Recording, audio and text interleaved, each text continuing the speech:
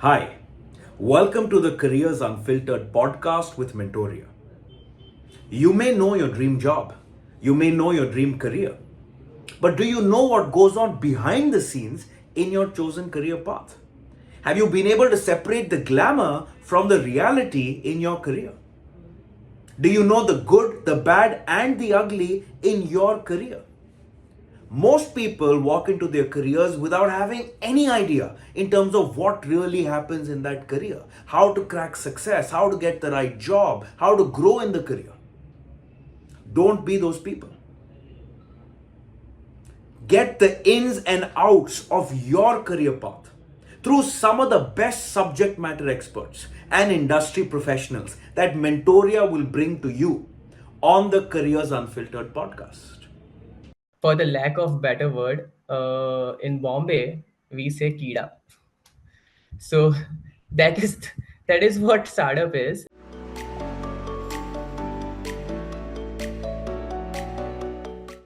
Yeah, jokes aside, I think startup is a change that you want to bring in because you are facing some challenge. You observe that okay, you are in. We all live in a society. We go from home to office every day. We meet our friends. We talk to tons of people every day. These interactions happen, and suddenly you identify a problem that you really are passionate about solving. And I think that's what the startup is. It's the change that you want to bring by creating some kind of impact on other people, according to me. Of course, I am not discounting the fact that a lot of startups are similar. It's not that everyone is solving a very unique problem. You can have an e-commerce store, and someone else can also have an e-commerce store. You both are working in e-commerce, but I think it's about having that USP in your processes, USP in your products, the way you interact with your consumers. I think all this together is what makes a startup.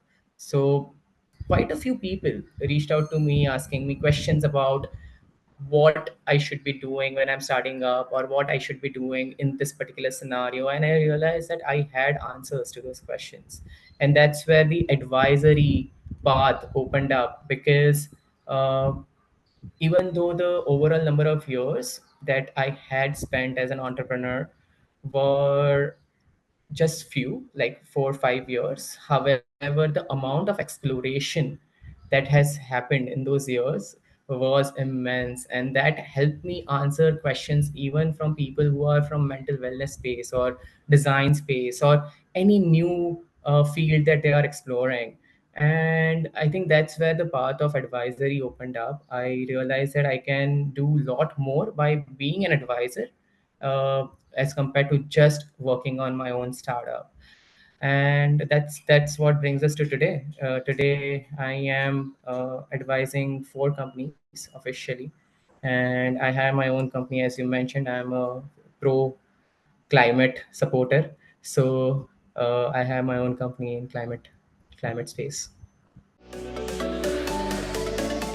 Advisory is kind of a very different stuff. You can always become a consultant and then become an advisor. That's a traditional route that huge people usually follow. That hey, you have completed your say engineering or BCom or uh, arts masters or something, and then you became a consultant for a particular field.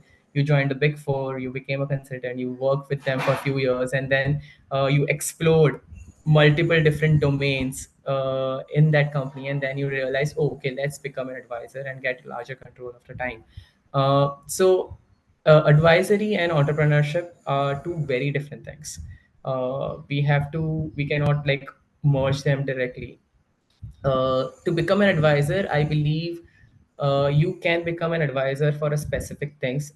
I think that would become make you a consultant in a way, but you can become an advisor for say finance. You can become an advisor for marketing, or you can be more generic. Like in my case, I am more generic kind of an advisor, startup advisor. The idea is it's not about the years that you are spending into a particular field. It's about how much you're exploring in the field. I can be a marketing person, but I am just working on Google since last 10 years. And suddenly Facebook launches a new marketing tool and I have no idea how it works. So I am not I cannot become an advisor even in marketing in that scenario. Of course, I would know the strategy, I would know the ideas, but I may not understand the execution part of it as much. So to become an advisor, I would recommend the audience here and everyone who listens to this conversation later is to explore as much as you can in a short amount of time, so that your problem solving skills are better. Start like founders who I am working with right now, they don't come to me to help them understand what their business is like, to ensure that whenever they come to you with some kind of problem statement, you have an answer. So just to give you a very popular analogy, have you seen this movie called Pirates of Caribbean? There is a character called Jack Sparrow in that, right? You have to be a Jack Sparrow. You have to have a solution. You could be crazy like him, but you have to have a solution about everything that is going around. And it's okay if you don't know the solution. You have to have that mindset. Again, going back to the previous conversation, you have to have that mindset to find out the solution for your founders. So I think that's how you can start your journey and become an advisor. Anyone who wants to become an entrepreneur or an advisor, I think they're gonna just get really surprised by this answer. So I personally like to work in the nights. So my day actually starts at 12 a.m. I would say, instead of starting early in the morning. The reason why I love to do that is because at the night time you don't have any distractions, no phone calls, your friends are not calling you, your family is like sleeping, so you have complete focus and you can achieve a lot in few hours that you would probably not be able to achieve in the daytime. So it's all about mind, as to how your mind operates. It's not that everyone has to work at night. I'm not promoting working at night, I'm not advocating that. I'm just saying that it's how your mind operates. If you can stay if you can uh, not get distracted in the morning, feel free to work in the morning. Like I know a lot of founders who wake up at 5, they start their day at 5 or 6 to finish a lot of things before other people start working. So yes, my day starts at 12 a.m. I work for a few hours at night and then I chill. In the morning, I start late since I work at night. I start late. I believe in eating very healthy, so that's how my day starts. Then work starts. Work starts. I work for a couple of hours in the daytime, and other time I invest into continuously learning. So I'm not going into every details of my data. Okay, that's I'm just gonna give you a very high level overview. Like I'm not gonna tell you Yeah. what I eat and stuff, right? Like, because that's a stupid in a way, but silly in a way. But yeah. So yeah, I think every day few hours go into my climate sustainability company that we are working on. Um, and after that I invest every day. I make sure that I invest some time into learning something new. I like to read a lot, so that helps you a lot because uh, books or articles, I think it's not just as an advisor, it's not just about what you know, it's also about what others know and how you can learn from them, and how you can implement those things by connecting dots into the actual real life scenarios. So I do that. I also speak to at least one person every day. That's these two things are very important for me as an advisor, because when I talk to this one person, they're mostly from startup background, so it's about understanding and knowing as to what's going on. Okay, you are working on this incredible idea. Where are you facing challenge? Are you facing challenge in sales? Are you facing challenge in this XYZ things? And I think here is where that giver mentality comes into picture. You be a giver first before you become an asker. So like here is where again I learn a lot as to what is happening in the ecosystem practically, because theoretical knowledge will give you some understanding, but practically on ground, what is the reality? I think that's something that you will come to know by talking to founders. And as a whole, I hardly work for 4 5 hours or 6 hours, and I think this is where I was saying that people will be surprised, like ye kaise possible hai? Because everyone has heard about hustling culture, work for 12 hours, 16 hours if you want to make it, you know. But I feel that is not required if you are being little smart about how you operate. So I have a very interesting philosophy that I follow. It's about elimination. Eliminate the tasks that are not required. Okay, automate things that you are doing manually, and delegation. So most of the things that I have to do every day, either they are eliminated or automated, and finally delegated. I have a team, so we work together, and finally, whatever remaining things that I have to do, I can complete it in 3 to 4 hours and enjoy my life. So just because you are an entrepreneur does not mean, or an advisor, it does not mean that you have to stop enjoying your life. I think I learned that a hard way. But anyone who's planning to start, this is something that I'll say, that create your vision board, create your strategy for personal life, and then add the startup arena into it. So yeah, that's how my day looks like. Most of the time I chill otherwise. I completely disagree with that. I feel that you have an idea, you come from a rural area of India, forget about cities, completely rural area of our country. Today, you have the ecosystem created where you can still succeed. So here is where I think Startup India has done a fantastic job. A few years ago, people did not have access to cash. Now, but today, if your startup is a unique startup and it's doing pretty well, government itself gives you grant of almost 20 to 25 lakhs. It's a grant, so they don't even take equity in this. So idea is that there are a lot of schemes that that have started in the last few years to promote entrepreneurship in rural and tier 3, tier 4 cities, tier 2 cities, to create that ecosystem around it. So that is a complete myth. You do not need to be in tier 1 city just to start. It may give you a push, but startup is not a sprint right, 100 metre की रेस नहीं है, आपको marathon करनी है rather.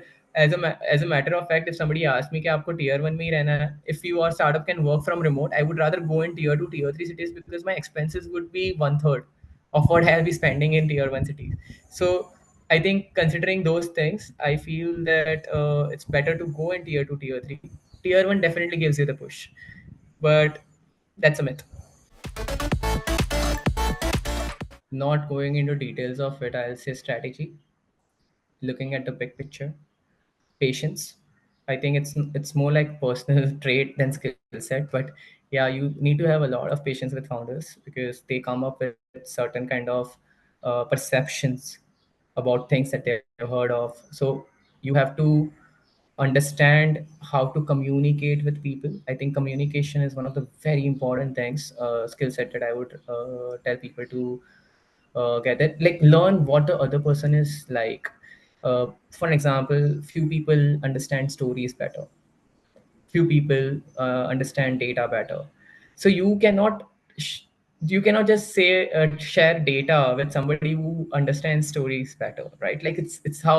So understand, communication is not just about how you speak or talk. It's about understanding the entire spectrum of smallest of communication. Learn about body language, because sometimes founders are not comfortable sharing everything, so you have to understand how to extract those things, okay, from them to help them out. It's like they say, right, doctor se kuch छुपाना नहीं चाहिए. I think advisor se kuch छुपाना नहीं चाहिए, like that's what I would say. So but that's not a well known saying yet, so you have to learn that. Interpersonal skills, and I think one of the very important thing is to be available. Availability whenever the founder needs. Of course, here is where you can define how you want to be available, but availability directly reflects into time management also for yourself. Like right now, if I am running my own company and I'm advising to 4 other companies, I think how you want to be available is equivalent to how you are managing your time. Productivity, understand that businesses don't run because of a great idea. So, as an advisor, one of the things that you have to understand is to how to become productive, not just in professional life but in personal life. So, a founder who is facing a challenge, who is feeling the burnout, right? Like they are working for 10 hours, 12 hours. But if you try to understand what their day-to-day routine is, probably they do not have time to exercise, probably help them understand that where they can add that exercise ka time, and this is very important because a startup does not run on idea, it runs because of a founder or the people who are working in a startup, not just founder, like entire team. And if they are emotionally, mentally, and physically not fit, you as an advisor will not succeed. So it's your job to ensure that they understand this. So these are all very generic skills. You will not find it anywhere written. Like if somebody asks me to write down a blog on this, I will not write these things. Okay. I'll go with those traditional skills, interpersonal communication, strategy, business development. Yeah, but these are the things that you actually are facing in reality. You actually are seeing the impact of these things. Another thing is be aware, innovative and aware of how the world is moving. There are tons of tools coming up every day. AI boom has become a big conversation these days. I think you need to know what is happening in the market because that helps you help the founders. Again, going back to the same thing, eliminate, delegate, and automate. I think this is what you can do through those tools if you're only if you're aware, right? So yeah, I think these are some basic skill set or mindset that you will have to develop as an advisor. And I am still developing a few things. It's not that ho gaya, you have reached. You are continuously learning, so that continuous learning is also part of the ecosystem.